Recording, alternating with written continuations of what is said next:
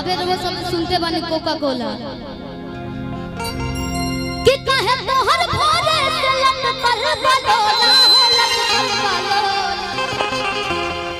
हो कहे तोहर भोरे से लट पर बलोला हो लट पर बलोला कि राजा गरमी में दुख बड़ी होला राजा जानी बाजार ले आए एगो कोको कोला। और साथ ही साथ दीपक भैया के भी गाना है कि राजा गरमी के नई काटता नीति के स्पराई ढेरों सारा प्यार वही के पैसा आया बतावे रौरी चैनल पर बना ढेरों सारा दीपक दिलदार ऑफिशियल के गाना बा काफी 10 मिलियन क्रॉस हो चुकल बा वो करे आई पैसा ढेरों सारा आशीर्वाद है बा तुम हीरा हो बस। एक बार राकेश भैया के लिए जोरदार ताली बजा दीजिए। वाह बेटियों के लिए लाजवाब लाइन उन्होंने कहा लेकिन मैंने कहा कि बेटियां भगवान के सबसे बड़ा वरदान होती हैं। आइए राकेश भैया जब कह दिए तो बात ही पूरा हो गया मैं क्या कहूँ लेकिन बेटियों के लिए तमाम लाइनें कहा गया है और शिल्पी जी के लिए तो मैंने तमाम हर मंचों से कहता रहता हूँ आज मौका मिला तो राकेश भैया कहे आइए सीधे सीधे राकेश भैया जौन भी लाइन बोलिए सही बोलिए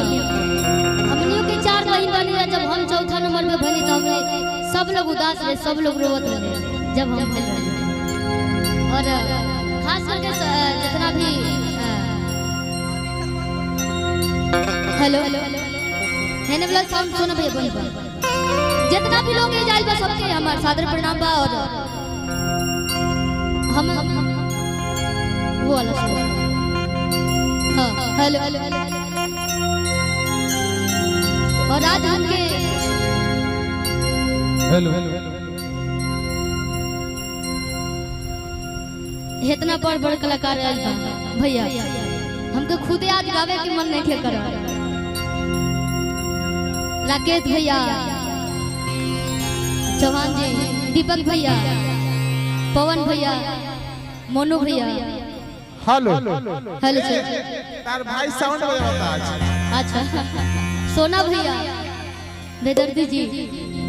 और दीपक भैया और हमारे म्यूजिशियन टीम शंकर भैया परमजीत भैया मृत्युंजय भैया सोनू भैया शंकर भैया और आज बड़ा खुशी की बात बाकी हमनी के परिवार है परिवार एक साथ आज सब लोग बैठल बा सुना था बारी बारी से सबके गावल और हम चाहते यहाँ लोग से तो हम ज्यादा बढ़िया ना गावनी सीखबे करेंगे अगर कोनो गलती हुई तो वो सब क्षमा कर और आज हमनी के गार्जियन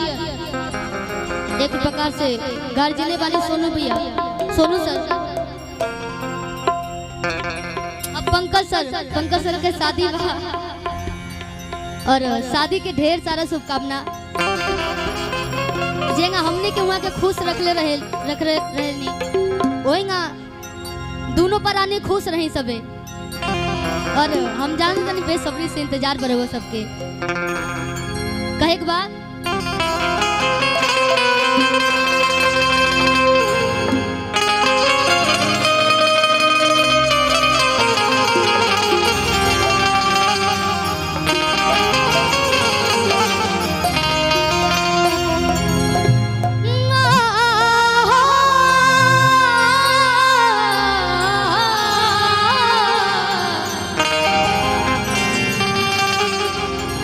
हो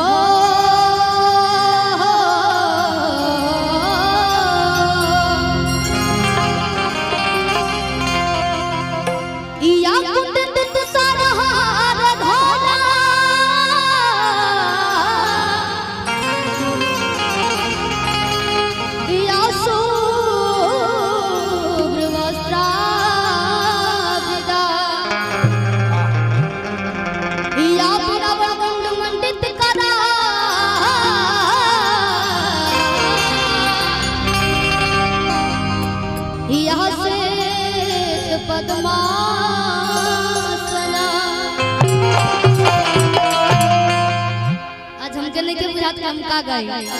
कल की हम उम्मीद ना कर रहे कि आज जब गांव में रहनी तो हमरा उम्मीद ना रहे कि राकेश भैया के सामने गायन चाहे बड़ बड़ कलाकार बा जितना और एजा हमरा के मौका मिली गावे के,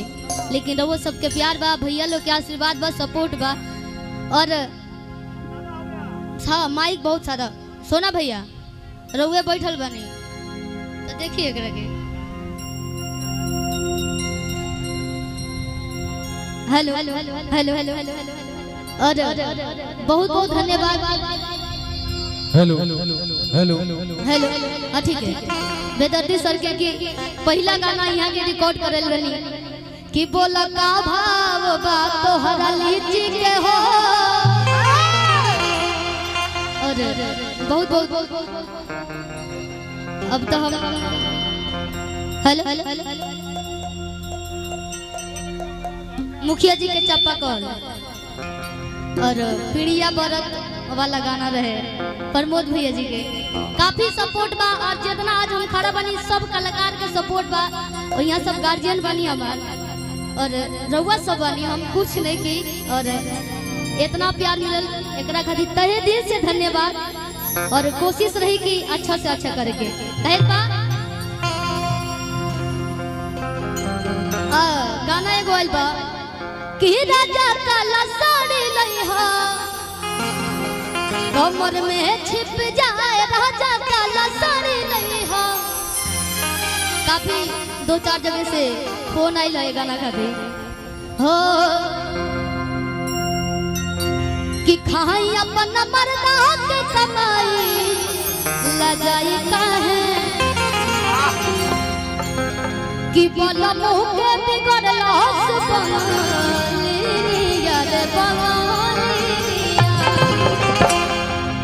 सोना भैया की तरफ से ढेर सारा आशीर्वाद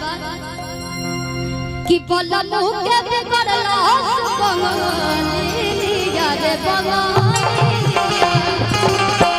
खिची तो बदली खिया के माजा